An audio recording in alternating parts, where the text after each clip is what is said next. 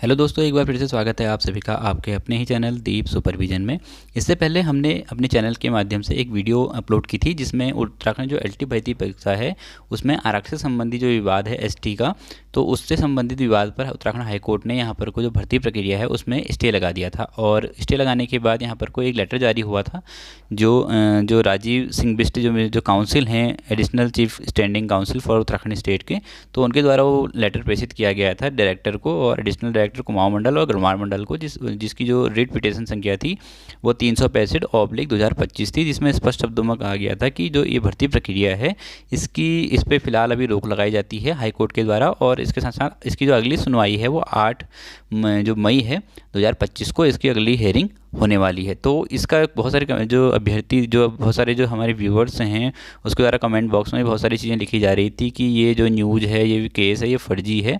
इस तरीके का कोई केस जो है वो भी नहीं हुआ है और इसके साथ साथ हाईकोर्ट की वेबसाइट पर भी इस तरीके का कोई केस का जो ऑर्डर है वो नहीं है। तो आज फाइनली वो ऑर्डर यहाँ पर को आ चुका है। देखिए, हमारे चैनल के माध्यम से आपको ऑथेंटिक जानकारी यहाँ पर को सबसे पहले प्रोवाइड कराने की पूरी कोशिश की जाती है। इसके साथ साथ हम ये भी ध्यान रखते हैं कि सोशल मीडिया में किसी प्रकार का जो रूमर है या फिर कोई मिस इन्फॉर्मेशन है वो भी ना फैले। तो इसके लिए मैंने आज को दोबारा ये वीडियो बनाई है और ये आज जो कोर्ट ऑर्डर है वो जारी हो चुका है। आप इस ऑर्डर में देख सकते हैं। देखिए, ये जो रिपिटिशन है ये 365/2025 वाली है, जिसको हमने प्रीवियस वीडियो में भी डिस्कस किया था और जो ऑनरेबल राकेश थपलियाल जी की ये बेंच में जो ये केस चल रहा था। और ये इस पूरे केस में क्या क्या चीज़ें कही गई हैं, सेम टू सेम वही जो प्रीवियस वीडियो में हमने बनाया था वही चीज़ें इसमें कही गई हैं। इस पूरे ऑर्डर को हम इस पर अच्छे से ध्यान से विश्लेषण कर लेते हैं, इसमें क्या क्या चीज़ें कही गई हैं, जिससे कि आपको और क्लियरिटी इस केस के मामले में आपके सामने आ जाए। तो आइए इसको हम हिंदी में इस पूरे केस को इस वीडियो में देख लेते हैं। और उससे पहले अगर अभी तक आपने हमारे चैनल को सब्सक्राइब नहीं किया है तो चैनल को भी सब्सक्राइब कर लीजिएगा, जिससे कि जो आप तक सबसे पहले ऑथेंटिक जानकारी आप तक पहुंच सके। तो यहाँ पर जो इस केस के मुख्य बिंदु हैं उसको हम यहाँ पर हिंदी में लेके आए हैं। तो इसमें क्या कहा गया है इसको स्टार्ट कर लेते हैं, देख लेते हैं। याचिकाकर्ता की जो यहाँ पर को पिटिशनर हैं, जो याचिकाकर्ता हैं, उनकी यहाँ पर को शिकायत थी और वो शिकायत क्या थी उसको हम देख लेते हैं। यहाँ पर प्रतिवादी संख्या 6 जो हैं वो एसटी श्रेणी से संबंधित है। उन्होंने कहा है जो रिस्पॉन्डेंट 6 हैं एसटी श्रेणी से संबंधित हैं, उसमें उन्होंने 55.25 गुणवत्ता अंक यहाँ पर प्राप्त किए हैं मेरिट में और सामान्य श्रेणी के तहत चयनित उम्मीदवार की अंकों से अधिक हैं वो कहीं ना कहीं। और इसके साथ साथ उन्होंने कहा है कि जिसने 50.50 अंक जो प्राप्त किए हैं, उनका कहना है कि चूँकि प्रतिवादी संख्या 6 जो एसटी श्रेणी का उम्मीदवार है, इसलिए उसने सामान्य श्रेणी के तहत जो चयन है अंतिम उम्मीदवार की तुलना में अधिक अंक यहाँ पर को प्राप्त किए हैं। जो यहाँ पर कोई पिटिशनर है जो उन्होंने कहा है कि जो प्रतिवादी हैं रिस्पॉन्डेंट नंबर 6 हैं, उन्होंने जो सामान्य श्रेणी में जो कैंडिडेट चयनित हुए हैं उनसे अधिक यहाँ पर को नंबर प्राप्त किए हैं, इसलिए प्रतिवादी संख्या 6 सामान्य श्रेणी की सीट पर कब्जा कर लेगा और यहाँ पर को उम्मीदवार जो है वो सामान्य श्रेणी के तहत चयन सूची में सबसे नीचे है बाहर और जो कि बाहर हो जाएगा। ऐसी स्थिति में चूंकि याचिकाकर्ता एसटी के तहत अगला उम्मीदवार है, उसने 53 अंक यहाँ पर प्राप्त किए हैं और उसी के साथ यहाँ पर जो सीट पर कब्जा कर लेगा, इसलिए प्रतिवादी संख्या 6 को चुना गया है। यहाँ पर जो रिस्पॉन्डेंट नंबर 6 को यहाँ पर चुना गया है, ये इसमें बात कही गई है। इसके अलावा यहाँ पर जो याचिकाकर्ता हैं, जो विद्वान अधिवक्ता हैं, याचिकाकर्ता के पिटिशनर के अधिवक्ता हैं, उनके द्वारा प्रस्तुत तर्क में यहाँ पर को जो जज ने कहा कि मुझे बल मिला है। इसके अलावा याचिकाकर्ता के विद्वान अधिवक्ता श्री अनिल कुमार बिष्ट ने कहा कि आयोग UKSSC द्वारा शुरू की गई पूरी चयन प्रक्रिया दोषपूर्ण है। यहाँ पर कोई इन्होंने कहा है, जो पिटिशनर के वकील हैं उन्होंने कहा है कि जो चयन प्रक्रिया पूर्णतः दोषपूर्ण है और आयोग द्वारा तैयार की गई चयन सूची अपने आप में ही अवैध है, क्योंकि चयन सूची तैयार करते समय संबंधित क्षेत्रों मंडलों यानी गढ़वाल मंडल और कुमाऊं मंडल, जिसका हमने प्रीवियस वीडियो में भी जिक्र किया था, में नियुक्ति के लिए उम्मीदवारों की पसंद को ध्यान में रखा गया था, जो कि पूरी तरह अस्वीकार्य है। मतलब कि उम्मीदवारों की जो पसंद है उसको ध्यान में रख करके मेरिट सूची बनाई गई है, जो कि बिल्कुल असंवैधानिक है या फिर अस्वीकार्य है।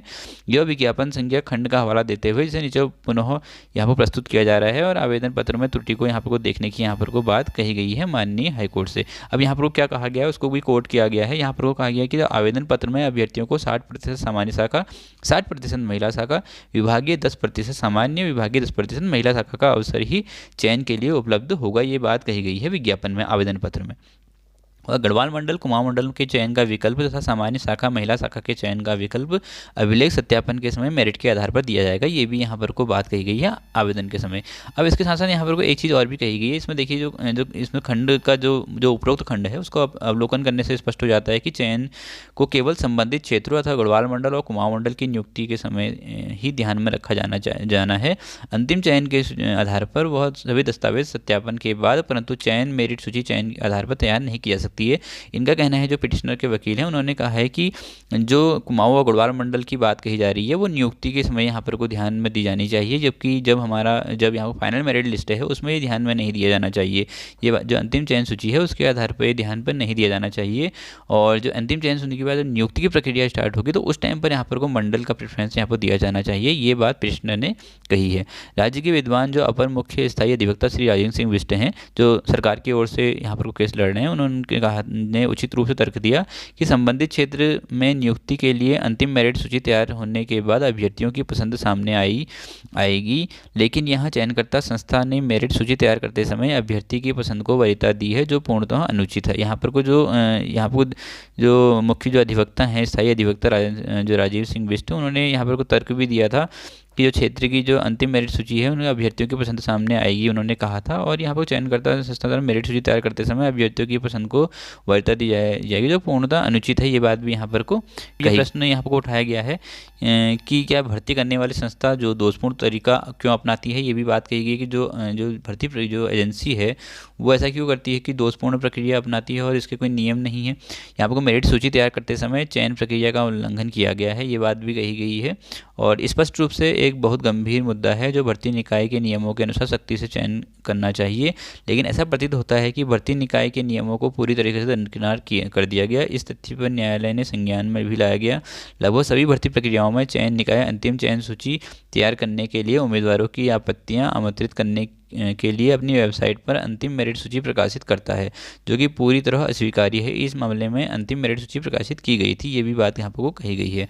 जो श्री राजीव सिंह बिष्ट हैं, विद्वान राज्य के अधिवक्ता हैं, और उनके द्वारा जो श्री BD पांडे भर्ती निकाय के विद्वान अधिवक्ता ने भी प्रस्तुत किया। और नियमों के अंतर्गत अंतिम मेरिट सूची तैयार करने अथवा प्रकाशित करने का कोई प्रावधान यहाँ पर को नहीं है, ये बात भी कही गई है। इसलिए यदि नियम इस पर मौन है तो प्रश्न यह है कि कानून के किस प्रावधान के अंतर्गत अंतिम मेरिट सूची वेबसाइट पर प्रकाशित यहाँ पर को की गई है। तो इस तरीके का ये कुछ टेक्निकल इशूज़ हैं इस पूरे केस में कि अंतिम मेरिट सूची यहाँ पर को निकालने का कोई प्रावधान नहीं है, पर उसके बाद भी ऐसी चीज़ें की जा रही हैं आयोग के द्वारा जो कि स्पष्ट गाइडलाइन का विरोध करती हैं। और यहाँ पर को इस सारी चीज़ों पर यहाँ पर को अब विवाद की स्थिति बनी हुई है। अब यहाँ पर को चूँकि जो मामला जो संबंधित है वो भर्ती निकाय द्वारा आयोजित की गई थी, तो ये भी यहाँ पर वो कहा गया है। इसलिए जो प्रतिवादियों का यहाँ पर को जवाबी हलफनामा दायर करने जवाब देना चाहिए, ये भी बात कही गई। रिस्पोंडेंट को यहाँ पर को जो जवाबी जो हलफनामा है या फिर एफिडेविट है वो दायर करने की बात की गई है कि जो कानून के किस प्रावधान के तहत अंतिम मेरिट सूची तैयार करते समय अंतिम मेरिट सूची वेबसाइट पर प्रकाशित की गई। जो अंतिम जो मेरिट सूची तैयार करी गई उसके तहत यहाँ पर को लास्ट जो अंतिम बिल्कुल सूची यहाँ पर कैसे प्रकाशित की गई और उम्मीदवार की पसंद के आधार पर चयन सूची क्यों तैयार यहाँ पर को की गई, ये भी यहाँ पर को कोर्ट के सामने जज साहब के सामने ये चीज़ें रखी गई हैं कि उम्मीदवार की पसंद जो मेरिट लिस्ट बनाते समय आपने उम्मीदवार की पसंद या फिर नापसंद, जिसे कुमाऊं गढ़वाल मंडल का चयन वाला जो हिसाब है वो किस प्रावधान के तहत रखा गया है, ये भी चैलेंज किया गया है UKWSC को। और यहाँ पर को इन सब मामलों में ये मुद्दा उठाया गया है। जो प्रतिवादी जो संख्या है, जो रिस्पोंडेंट संख्या 5 और 6 को ये नोटिस जारी किया जाए, ये भी यहाँ पर बात कही गई है। याचिकाकर्ता के विद्वान वकील प्रतिवादी 5 और 6 के एक सप्ताह के भीतर यहाँ पर को नोटिस देने के लिए कदम उठाएंगे, ये भी बात कही गई है। और इसके साथ साथ यहाँ पर कोई इंपॉर्टेंट चीज़ है जो हम पहले भी वीडियो में कह रहे थे और बहुत सारे कैंडिडेटों का मतलब कहना था कि नहीं ऐसा कोई मामला नहीं है, तो यहाँ पर कोई एक चीज़ क्लियर कर दी गई है। प्रतिवादी 4 सप्ताह के भीतर जवाबी हलफनामा दाखिल करेंगे, ये भी बात की गई। 4 सप्ताह का मतलब 1 महीना। इसके बाद याचिकाकर्ता के विद्वान अधिवक्ता ने जवाबी हलफनामा दाखिल करने के लिए 2 सप्ताह का समय दिया जाना चाहिए कि जो प्रतिवादी है, जो रिस्पोंडेंट हैं, उनको 4 सप्ताह का समय दिया गया है। और उसके बाद जो पिटिशनर है उनको जवाबी जो उनके अधिवक्ता हैं पिटिशनर के, उसको जवाबी जो एफिडेविट जवाब देने के लिए एफिडेविट जो है उसको देने के लिए 2 सप्ताह का यहाँ पर टाइम दिया गया है। तो कुल मिलाकर 6 सप्ताह का यहाँ पर को अब टाइम दिया गया है। इसके मामले की जो अगली जो मामला है ये 8/5/2025 को सूचीबद्ध किया गया, लिस्टेड किया गया है 8 मई 2025 को। इस न्यायालय के अगले आदेश तक, अब अगला आदेश जब भी आएगा, अगला आदेश तो 8/5/2025 को ही आएगा। दिनांक 4/3/2024 जो विज्ञप्ति जिस दिन ये प्रकाशित हुई थी, ये विज्ञापन एलटी की भर्ती निकली हुई थी, तो विज्ञापन के अनुसार संपूर्ण चयन प्रक्रिया पर यहाँ पर को रोक रहेगी। अब यहाँ पर को देखिए स्टे लग चुका है, यहाँ पर को कहीं ना कहीं देखिए क्लियरली मेंशन कर रखा है हाईकोर्ट ने कि 4/3/2024 की जो विज्ञापन है उसमें संपूर्ण चयन पर यहाँ पर को, ये मामला केवल इंग्लिश सब्जेक्ट का था लेकिन संपूर्ण चयन पर यहाँ पर को रोक रहेगी, ये बात भी यहाँ पर क्लियरली कह दी गई है। और यहाँ पर को स्टे यहाँ पर को इस मैटर पर लगा दिया गया है। और यहाँ पर को देखिए जो राकेश सपलियाल जी की जो जज बेंच है, जो जस्टिस हैं माननीय हाई कोर्ट में, तो उनकी बेंच में एक मामला था और 20/3/2025 को ये सुनवाई, इसकी लास्ट ही सुनवाई हुई थी। अगली सुनवाई जो होगी इसकी अब 8/5/2025 को होगी। तब तक इस मैटर पर यहाँ पर को अब स्टे लग गया है। तो आपको बहुत सारी चीज़ें इसमें क्लियर हो चुकी होंगी कि क्यों हमने जो प्रीवियस वीडियो में है उसमें जो नोटिफिकेशन के आधार पर सारी चीज़ें कही थी वो सेम टू सेम वही चीज़ें इस जो पूरी जो अभी ये कोर्ट ऑर्डर आया है, अभी ऑथेंटिक रूप से कोर्ट ऑर्डर वेबसाइट पर जारी हो चुका है, हाई कोर्ट की वेबसाइट पर। आप उसे जा करके डाउनलोड भी कर सकते हैं और उसे खुद भी देख सकते हैं। यहाँ पर को आपकी सुविधा के लिए हमने इसे हिंदी में ट्रांसलेट करके आपके सामने प्रस्तुत किया है। सो आप ये चीज़ समझ गए होंगे कि किस तरीके से पूरा केस चला है। और यहाँ पर को बहुत लंबी सुनवाई होने के बाद यहाँ पर को जो जज साहब हैं, जो क्या कहते हैं, जस्टिस राकेश सपलियाल जी, उन्होंने यहाँ पर को इस भर्ती प्रक्रिया में पूरा स्टे लगा दिया है। और अगली सुनवाई जो होगी वो 8 मई 2025 को इस मामले में होगी, जिसके बाद ही जो अगला डिसीजन आने वाला होगा वही चीज़ यहाँ पर वो क्लियर हो पाएगी। तो यहाँ पर को अब आपको देखना होगा कि क्या आप किस तरीके से, जो क्योंकि इससे पहले भी जो क्वेश्चन वाले जो गलत क्वेश्चन हैं उस पर भी यहाँ पर को स्टे लग चुका है इस भर्ती में, और उनकी सुनवाई शायद बुधवार को होगी इसी सप्ताह में। तो उसमें भी क्या डिसीजन आता है ये भी देखने वाला होगा। तो जो पूरी मैटर था, बहुत सारे बच्चों को यहाँ पर कन्फ्यूजन हो रहा था इस मैटर में कि क्या ये चीज़ें हैं वास्तव में या नहीं हैं, तो अब ये आपको क्लियर हो चुका होगा। आशा करता हूँ कि आपको ये पूरा मैटर आपके समझ में अब आ चुका होगा। तो यही था पूरा मैटर, और मैंने सोचा कि इससे पहले कि आपको कोई कन्फ्यूजन और भी आपके दिमाग में आए, ये सारी चीज़ें एक वीडियो के माध्यम से यहाँ पे क्लियर कर दी जाती, क्योंकि कोर्ट का ऑर्डर एक ऑथेंटिक ऑर्डर है और वेबसाइट पे भी जारी हो चुका है, आप भी उसको देख सकते हैं। तो यही था कि जिससे कि जो सोशल मीडिया में अनावश्यक रूप से रूमर ना फैले, किसी को भी परेशानी ना हो, इसलिए मैंने ये दोबारा इस मैटर पर यहाँ पर को एक वीडियो और बनाई है। तो आशा करता हूँ कि आपको ये वीडियो अच्छी लगी होगी और आपके जो डाउट्स हैं यहाँ पर को क्लियर करने का मैंने पूरा प्रयास किया है। अगर आपको ये वीडियो अच्छी लगी है तो वीडियो को लाइक कर दीजिएगा, चैनल को सब्सक्राइब कर दीजिएगा, अपने दोस्तों को भी शेयर कर दीजिएगा, जिससे कि सबसे पहले आपको ऑथेंटिक और जेन्युइन जो खबर है वो आप तक पहुँच पाए। तो आज की वीडियो में बस इतना ही, धन्यवाद।